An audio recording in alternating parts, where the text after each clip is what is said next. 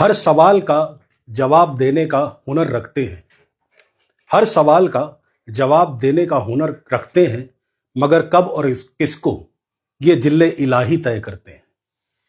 सवाल पूछने वाले खामोश कर दिए जाते हैं और खामोश रहने वाले वफादार कहलाए जाते हैं। नमस्कार, मैं आकाश आहूजा।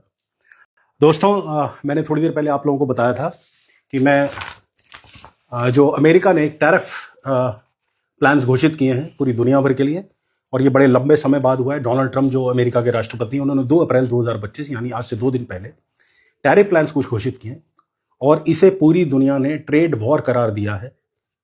एक डिस्क्लेमर मैं पहले देना चाहूंगा आप लोगों को कि जो भी मेरे व्यूअर्स हैं या जो इस वीडियो की बाद में रिकॉर्डिंग देखते हैं, उनसे मैं ये प्रार्थना करता हूं कि अगर आपको लगता है कि औरंगजेब की कब्र खोदना, भारतीय क्रिकेट टीम के जीतने पर आतिशबाजी फोड़ना, या फिर छावा मूवी देखकर जिंदाबाद मुर्दाबाद के नारे लगाना, या फिर अपनी गाड़ियों पर यह स्टिकर लगाना कि मैं चीन का बनाया हुआ माल नहीं खरीदता, ही सिर्फ देशभक्ति है, तो वह कृपया मेरा यह वीडियो ना देखें।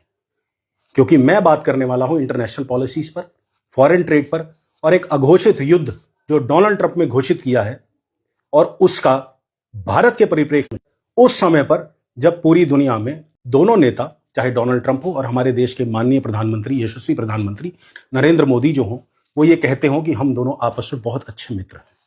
तो दोस्तों, मैंने काफी रिसर्च किया है। कल मेरे कुछ दर्शकों ने मुझसे ये आग्रह किया था कि मैं इस विषय को लेकर आप लोगों के बीच में आऊं। तो सबसे पहले ये वो है प्लाकार्ड, ये वो पोस्टर है जो डोनाल्ड ट्रंप ने परसों अमेरिका में इलॉन मस्क, जो दुनिया के सबसे अमीर आदमी हैं, उनकी मौजूदगी में ये जारी किया है।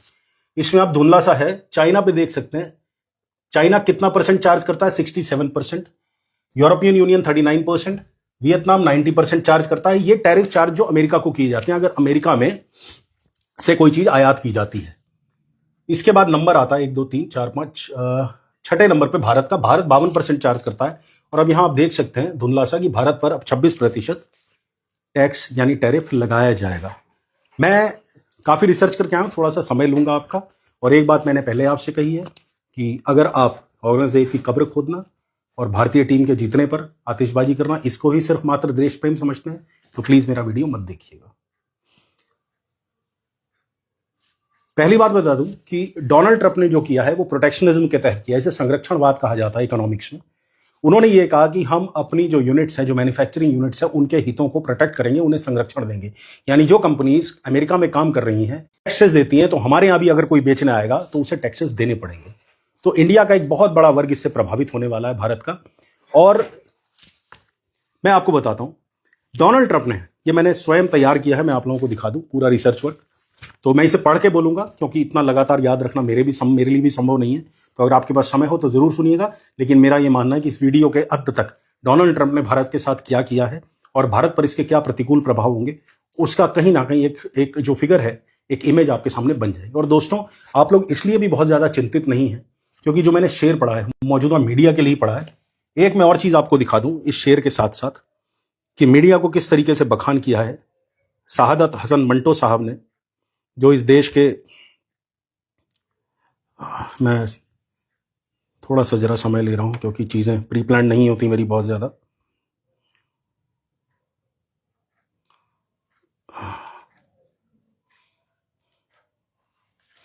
ये देखिएगा आप, ये है शहादत हसन मंटो। कहते हैं कि कोठी, एक तवायफ और एक बिका हुआ पत्रकार एक ही श्रेणी में आते हैं, लेकिन इनमें तवायफ की इज्जत ज्यादा होती है।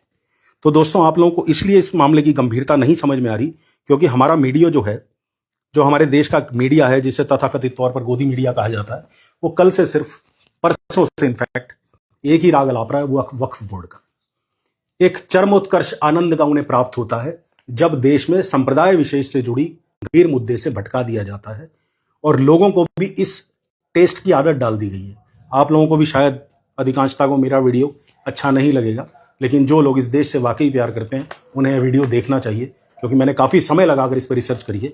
इसमें कुछ अच्छी बातें भी हैं, नकारात्मक बातें भी हैं, लेकिन मुझे दुख इस चीज का है कि जिस लोकसभा और राज्यसभा में कल पूरे दिन भर, परसों पूरे दिन भर हंगामा चलता रहा एक वक्फ बोर्ड के बिल को लेकर, जो कि हमें पता था कि पास होना ही है, संख्या बल है, एनडीए सरकार के पास, और वो पास होना ही था, और उसमें किसी तरह का विरोध भी सामने नहीं आया, सिर्फ संसद में आया, क्योंकि आम जनता समझ चुकी है कि विरोध करने का बहुमत की सरकार में कोई फायदा नहीं होता है।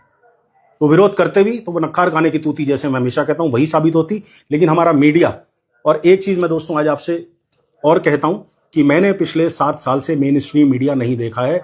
Despite being the journalist of the top Indian English newspaper, मैं कभी मीडिया नहीं देखता। मैं और व्हाट्सएप यूनिवर्सिटी पर विश्वास नहीं करता, मैं हमेशा फैक्ट चेक करता हूं। मेरे पास भी बेकार के मैसेजेस आते रहते हैं, लेकिन मैं फैक्ट चेक पहले करता हूं, उसके बाद ही किसी को फॉरवर्ड करता हूं या उसको सत्य मानने का प्रयास करता हूं। तो मेरी आप लोगों से भी रिक्वेस्ट है, अगर अपने दिमाग का कचरा साफ कर वाकई देश प्रेम करना चाहते हैं तो व्हाट्सएप यूनिवर्सिटी पर तो बिल्कुल विश्वास ना करें। सेकेंडली, मेन स्ट्रीम मीडिया से दूर हो जाए, इसकी जगह रिलायबल सोर्सेज हैं, आज भी अखबारें बहुत अच्छा काम कर रही हैं। इसके अलावा एक्स है, इसके अलावा और जो आप विदेशी, जैसे मैंने कल फाइनेंशियल टाइम्स अमेरिका की काफी देर पढ़ी इसको रिसर्च करने के लिए, तो मैं अब आप शुरू करता हूं, मैं ज्यादा समय नहीं लेता। डोनाल्ड ट्रंप ने लिबरेशन डे को अमेरिकी उद्योगों को संरक्षण देने और व्यापार घाटे को कम करने के लिए ऐतिहासिक कदम बताया है। ऐतिहासिक कदम तो बताया, लेकिन दोस्तों चूंकि मीडिया में इंडिया में वो ज्यादा हाईलाइट नहीं हुआ कि उस टैरिफ के क्या क्या रैपर के ऊपर, इस कारण हमारी शेयर मार्केट कल बहुत ज्यादा नहीं बैठी, सिर्फ 300 अंक डाउन हुई थी। अलबत्ता इसकी बनिस्बत अमेरिका में नुकसान ज्यादा हुआ है। लोगों को डर लग रहा है कि टैरिफ प्लान जो है, जो नए टैरिफ प्लान डोनाल्ड ट्रंप ने जारी किए हैं, उससे कहीं पूरे दुनिया में ट्रेड वॉर ना छिड़ जाए। मैं आपको बता दूं कि भले ही हमारे लोकसभा के सांसद और राज्यसभा के सांसद 2 दिन से लगातार वक्फ पर घंटों चर्चा कर रहे हैं, 12-12 घंटे, 14-14 घंटे चर्चा कर रहे हैं, लेकिन उनके मुंह से अमेरिका के टैरिफ प्लान को लेकर एक शब्द नहीं निकला है कि क्यों अमेरिका ने 26% टैरिफ हम लोगों पर डाल दिया है। यह नहीं निकला उनके मुंह से। जबकि अगर हम कंपैरिजन करें तो कनाडा के प्रधानमंत्री, इंग्लैंड के प्रधानमंत्री, थाईलैंड के प्रधानमंत्री, जापान के प्रधानमंत्री, बड़े बड़े देशों के सब प्रधानमंत्री इसको लेकर अपना मुंह खोल चुके हैं और उन्होंने अमेरिका को चेताया है कि इस तरह का ट्रेड वॉर में ले जाने का दुनिया को कोई फायदा नहीं मिलने वाला। तो डोनाल्ड ट्रंप ने, अमेरिका ने सभी आयात पर 10% का बेसलाइन टैरिफ लगाया है, लेकिन भारत जैसे देशों पर यह 26% पहुंच गया है। यह भारत द्वारा अमेरिकी सामान पर लगाए गए औसतन 52% टैरिफ के जवाब में, जो मैंने पहले आपको बताया कि इंडिया 52% लगाता है और अमेरिका 26% लगाएगा। इससे देखिए निर्यात में कमी, यानी एक्सपोर्ट में कमी आ जाएगी।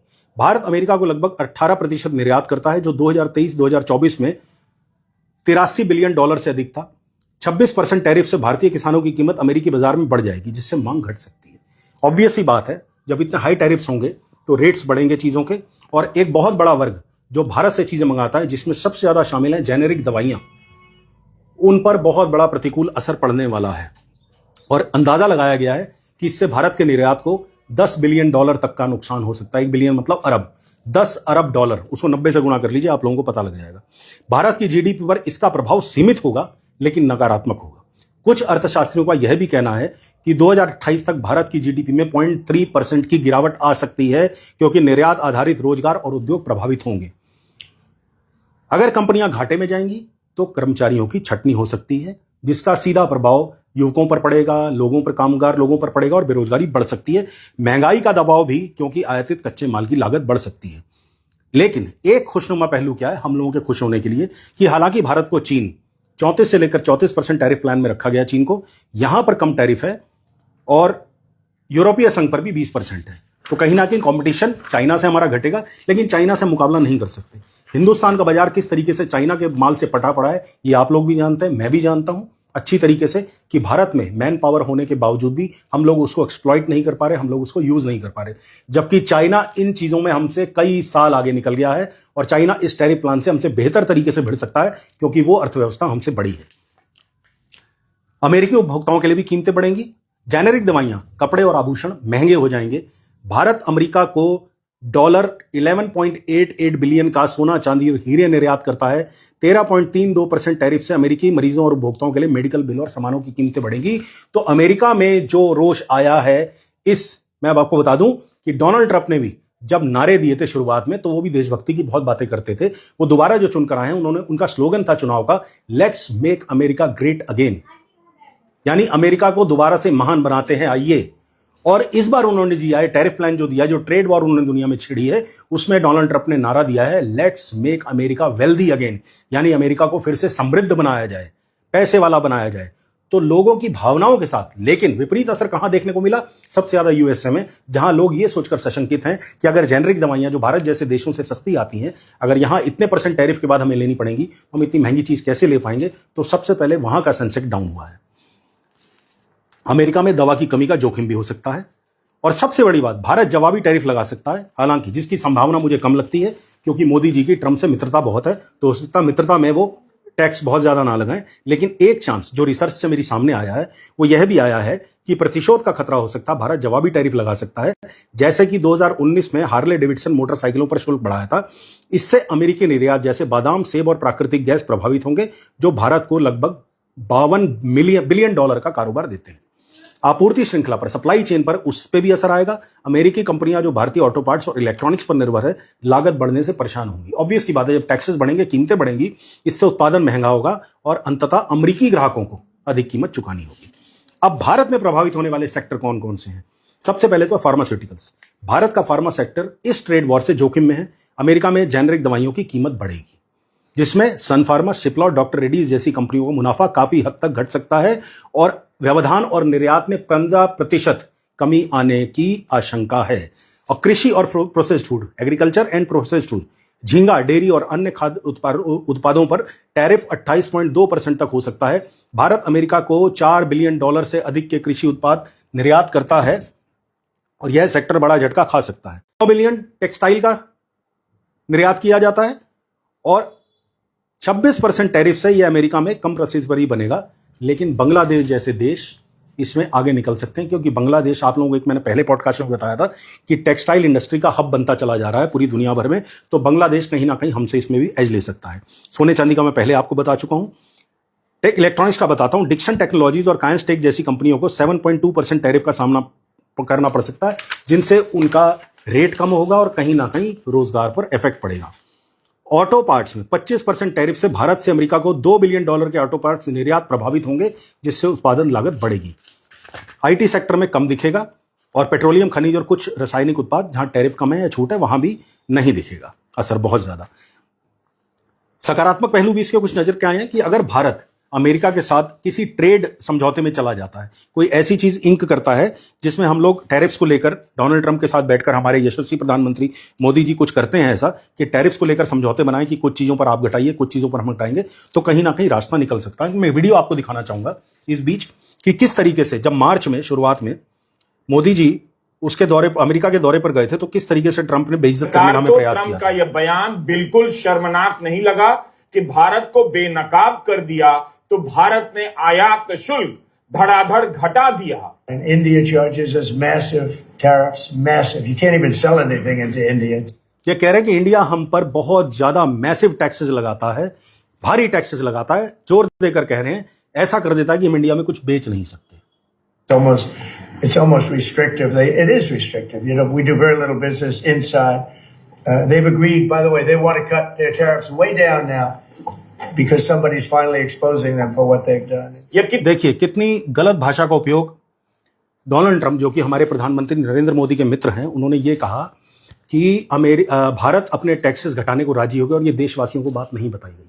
डोनाल्ड ट्रंप दुनिया के सबसे शक्तिशाली व्यक्तियों में से एक, यूनाइटेड स्टेट्स ऑफ अमेरिका के प्रेसिडेंट, ऑन रिकॉर्ड ये बात कह रहे हैं, तो झूठ नहीं कह रहे होंगे कि भारत कुछ चीज़ों पर टैक्सेस कम करने के लिए तैयार हो गया है। और साथ में उन्होंने ये कहा कि हमने भारत को एक्सपोज कर दिया है।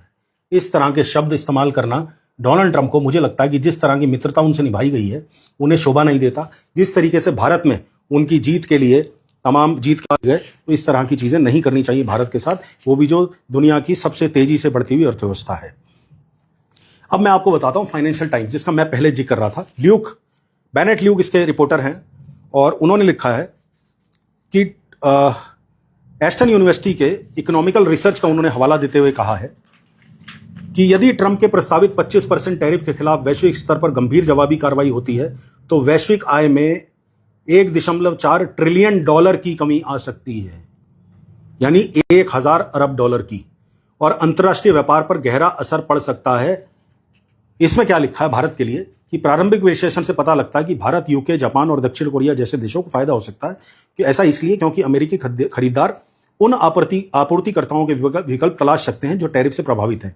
यह व्यापार डाइवर्जन भारत के पक्ष में हो सकता है, खासकर इलेक्ट्रॉनिक्स, फार्मास्यूटिकल्स और टेक्सटाइल सेक्टर में। लेकिन यहां पर ल्यूक भारत के मेक इन इंडिया और आत्मनिर्भर भारत की जो 2014 में परिकल्पना की गई थी, उस पर भी सवालिया निशान उठाते हैं और कहते हैं कि मेक इन इंडिया कार्यक्रम भारत में अब तक सक्सेसफुल नहीं हो सका है और आत्मनिर्भर भारत की जो अवधारणा थी वो भी कहीं ना कहीं धूमिल हुई है। लेकिन यह वे मानते हैं कि चीन से बेहतर स्थिति में भारत है, क्योंकि टैक्सेस चीन पर ज्यादा लगाए गए, हम पर कम लगाए गए। लेकिन साथ ही ये कहते हैं कि इसमें जोखिम है। जोखिम यह है कि चीन के पास मैन पावर हमसे ज्यादा है, चीन के पास हमारे से ज्यादा स्किल्ड प्लस सस्ती मैन पावर है। अब इसके बाद आप देखिए धमकी भरे स्वर यहीं नहीं रुकते हैं। अमेरिकी ट्रेजरी सलाहकार एक बयान जारी करते हैं, स्कॉट बेसेंट। ये कहते हैं कि अगर किसी देश ने जवाबी टैरिफ बढ़ाने की कोशिश की तो वह तुरंत पीछे हट जाएं, गहरी सांस लें, जवाबी कार्रवाई ना करें। आइए देखें कि यह हमें आखिर कहां ले जाता है। अगर आप जवाबी कार्रवाई करते हैं तो यह वही तरीका है जिससे हम लोग गलत ओर जाएंगे। फाइनेंशियल टाइम्स की एक और रिपोर्ट मेरे पास है, उसमें लिखा है कि एक तरफ यह टैरिफ से प्रभावित देशों के विकल्प के रूप में उभर सकता है, यानी भारत। दूसरी तरफ अगर भारत जवाबी टैरिफ लगाता है तो अमेरिका के साथ व्यापारिक तनाव बढ़ सकता है और टेक्सटाइल और फार्मा जैसे सेक्टर जो अमेरिकी बाजार पर निर्भर हैं सबसे ज्यादा जोखिम में हैं। बेसेंट की चेतावनी का भी जिक्र यहां किया गया है कि वह भारत को सलाह जो है कि तुरंत प्रतिशोध से बचें और बातचीत का रास्ता अपनाएं। भारत पहले से ही अमेरिका के साथ द्विपक्षीय व्यापार समझौते पर कार्य कर रहा है। देखिए ये एक अच्छी खबर है कि भारत पहले से ही, यानी मोदी जी पहले से ही द्विपक्षीय व्यापार समझौते पर अमेरिका के साथ चर्चा कर रहे हैं, जो सितंबर-अक्टूबर 2025 तक संभव है। तो हो सकता है उस दौरान कुछ हल निकल आए, लेकिन अगर हल नहीं निकलते हैं और हल निकलने की कंडीशन भी बड़ी खराब है, भारत को बहुत अधिक झुकना पड़ेगा, क्योंकि अमेरिका उस पोजीशन में नहीं है कि उसे झुकाया जा सके। मैं आपको और आगे बढ़ाता हूं। फार्मास्यूटिकल्स का खतरा सबसे ज्यादा, कपड़ा और वस्त्र मैंने आपको बता दिया, ऑटो पार्ट्स का भी मैंने आपको वो बता दिया। लेकिन एक जो खतरा और फाइनेंशियल रिपोर्ट ने भारत के लिए जाहिर किया है, उसमें यह लिखा है कि इस तरह के उद्योगों से जुड़ी इकाइयां बंद हो सकती हैं। टैरिफ से निर्यात महंगा होगा और अगर कंपनियां इस बढ़ी हुई लागत को ग्राहकों पर नहीं डाल पाती तो घाटा होगा। अगर अमेरिका के ग्राहक कुछ और रास्ते निकाल लेते हैं खरीदारी करने के, तो ऐसी कंपनियां बंद हो सकती हैं। और अमेरिका सबसे बड़ी बात प्रोटेक्शनिज्म पे काम कर रहा है। प्रोटेक्शनिज्म यानी मैंने पहले बताया संरक्षणवाद पर अमेरिका अपने यहीं, जहां इलॉन मस्क जैसा दुनिया का सबसे अमीर आदमी इस समय डोनाल्ड ट्रंप का थिंक टैंक बना हुआ है, तो ऑब्वियस सी बात है वो व्यापारी है, वो हमेशा कहेगा जैसे मेक इन इंडिया, हर देश को अधिकार होता है, आत्मनिर्भर भारत, हर देश को अधिकार होता है कि वो अपने देश में प्रोडक्शन करे। तो कहीं ना कहीं अमेरिका अपनी कंपनियों के हित साध रहा है। अमेरिका चाहता है कि उसके देश में प्रोडक्शन बढ़े। अगर निर्यात पर टैरिफ बढ़ाएंगे, यानी जो वहां इंपोर्ट होता है हमारे यहां से एक्सपोर्ट होता है, अगर उस पर टैरिफ बढ़ाएंगे तो हमारे यहाँ के जो प्रोडक्शन यूनिट्स हैं उनके हौसले टूटेंगे और अमेरिका में इसको आपदा में अवसर के रूप में देखा जाएगा और वहां जो इंडस्ट्रीज बैठे हैं वो नई नई इंडस्ट्रीज के लेकर सामने आ सकते हैं। एक छोटा सा एग्जांपल और आपको देता हूं जो मेरे अचानक दिमाग में आया कि ताइवान का साइज पंजाब हरियाणा से भी छोटा है अगर आप साइज की बात करें, लेकिन ताइवान सेमीकंडक्टर्स का आज दुनिया में सबसे बड़ा निर्माता है। और वो भी तब जब हमारे यशस्वी प्रधानमंत्री मोदी जी ने आज से 2 साल पहले ये कहा था कि सेमीकंडक्टर के प्रोडक्शन में हम लोग विश्व गुरु बन सकते हैं और बनेंगे, लेकिन वो नहीं हो पाया। देखिए और इसमें लिखा है कि कम मांग होगी भारत के प्रोडक्ट्स की, क्योंकि अमेरिकी खरीदार सस्ते विकल्प जैसे वियतनाम या बांग्लादेश, जिनका एग्जांपल मैंने पहले भी दिया था, उस पर चले जाएंगे। कर्ज का बोझ, कई छोटी कंपनियों पर पहले से कर्ज, अगर मुनाफा घटा तो कर्ज चुका नहीं पाएंगे और बंद हो सकते हैं।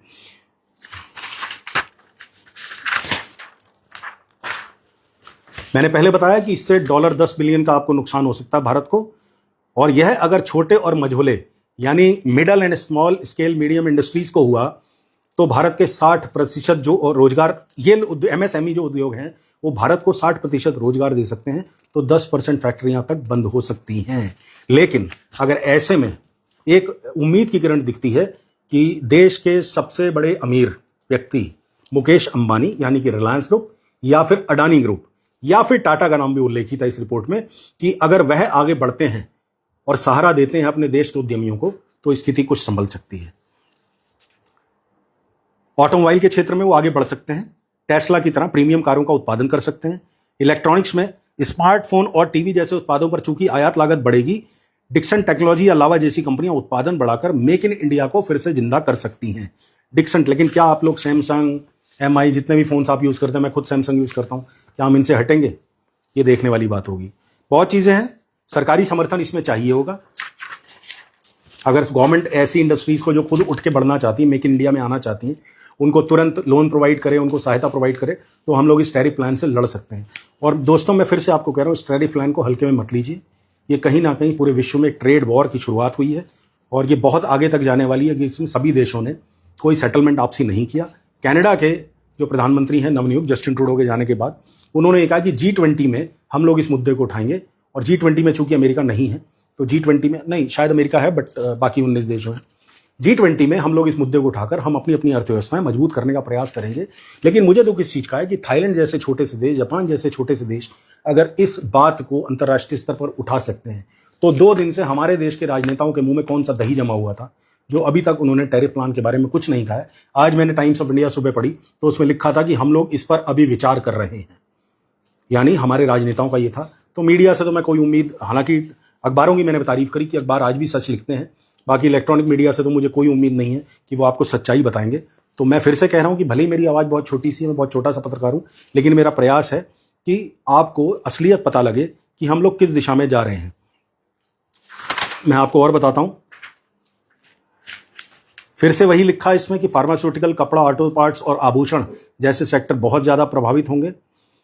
अब फार्मास्यूटिकल्स पर प्रभाव क्यों सबसे ज़्यादा है, मैं बताता हूं। भारत अमेरिका को 40% से अधिक जेनरिक दवाएं सप्लाई करता है, जिसका मूल्य 2023-2024 में $25 बिलियन से ज़्यादा था।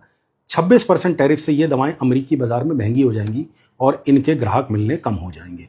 मांग में कमी आ जाएगी, यानी 15% फार्मा का निर्यात घट सकता है और लगभग $3.75 बिलियन का नुकसान भारतीय कंपनियों को उठाना पड़ सकता है। उदाहरण के लिए सन फार्मा और डॉक्टर रेड्डीज जैसी कंपनियों ने पहले ही चेतावनी दी है कि टैरिफ से उनका अमेरिकी राजस्व प्रभावित हो सकता है।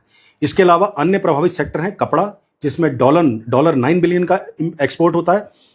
इसमें मांग 30% तक घट सकती है, खासकर तमिलनाडु और गुजरात, जो कि सबसे बड़े सप्लायर हैं कपड़े रिलेटेड चीज़ों के। ऑटो पार्ट्स में $2 बिलियन का छोटे सप्लायर्स पर दबाव बढ़ेगा। और सूरत के कारीगर भी बहुत ज़्यादा प्रभावित होंगे जो कपड़ा उद्योग में रहते हैं। अब मैं बताता हूं कि आम नागरिक यानी कि हम और आप जैसे लोग कैसे प्रभावित होंगे। इसमें सबसे पहले तो जब कंपनियों का प्रोडक्शन कॉस्ट बढ़ जाएगा, ग्राहक मिलेंगे नहीं, सप्लाई डिमांड चेंज में कमी आएगी, उनसे फार्मा हब में कर्मचारियों की छटनी शुरू हो सकती है। टैरिफ से MSMEs पर भारी मार पड़ेगी और मजदूर सड़क पर भी आ सकते हैं, जो उस उद्योग से रिलेटेड मजदूर होंगे। महंगाई का दबाव, आयातित सामानों की कीमत बढ़ना। अगर भारत जवाबी टैरिफ लगाता है, देखिए मैंने फिर से वही बात कही कि ट्रेड वॉर दो तरफा तलवार होती है, इससे डबल एजेड सोल्ड। तो इसमें अगर अमेरिका भारत जवाबी टैरिफ लगाता है, तो अमेरिका के जैसे बादाम या सेब ले लेते हैं फॉर एग्जांपल, ये चीज़ें महंगी हो जाएंगी। साथ ही फार्मा और ऑटो पार्ट्स के लिए कच्चा माल जो अमेरिका से आता है, जिससे दवाएं और गाड़ियां भी महंगी हो सकती हैं, जेनरिक दवाओं की कीमत में इससे 10% तक की बढ़ोतरी हो सकती है। तो यानी मार हम लोगों पर भी पड़ेगी। आय में कमी आएगी लोगों के। जिन परिवारों की आय निर्यात आधारित उद्योगों पर है, जुड़ी है, उनकी कमाई घट सकती है। छोटे शहरों और कस्बों में यह असर ज्यादा दिखेगा, जहां वैकल्पिक रोजगार कम है। सूरत का एक जौहरी या तिरुपुर का कपड़ा मजदूर अपने ऑर्डर खो सकता है, जिससे उसकी मासिक आय आधी हो सकती है। आर्थिक मंदी का डर, अगर निर्यात से होने वाली आय का $10 बिलियन घट जाता है, तो सरकार के पास टैक्स कम आएगा, जिससे सार्वजनिक सेवाएं जैसे स्वास्थ्य, शिक्षा प्रभावित हो सकती हैं, जो आम नागरिकों के लिए बहुत जरूरी है।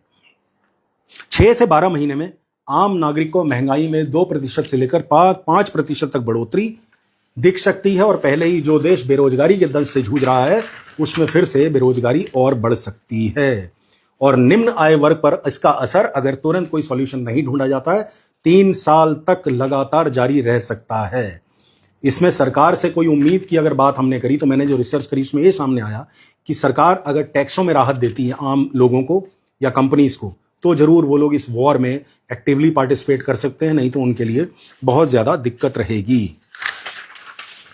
कृषि क्षेत्र का आपको बताता हूं कि भारत का कृषि निर्यात अमेरिका को 2023-2024 में लगभग 54 बिलियन का था, डॉलर्स का, जो कुल कृषि निर्यात का 8% है। अब सोचिए, कल्पना करिए जरा। सबसे पहले सी फूड, जो सबसे ज्यादा सप्लाई होते हैं, इसकी मांग 30% तक घट सकती है।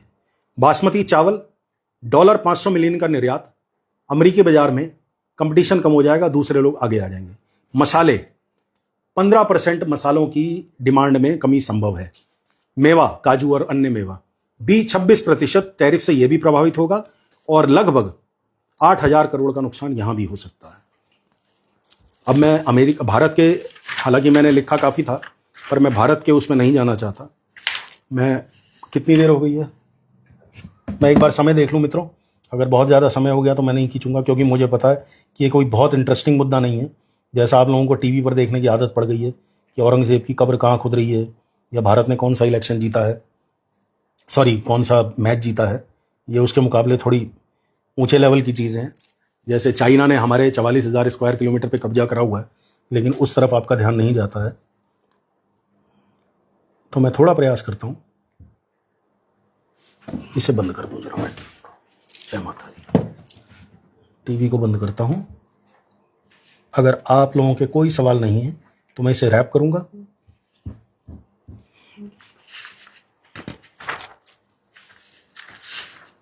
दोस्तों, रिपोर्ट मैंने काफ़ी लंबी करी थी, लेकिन समय बहुत ज़्यादा हो गया, तो मुझे लगता है कि इतना ही बताना आप लोगों को बहुत है।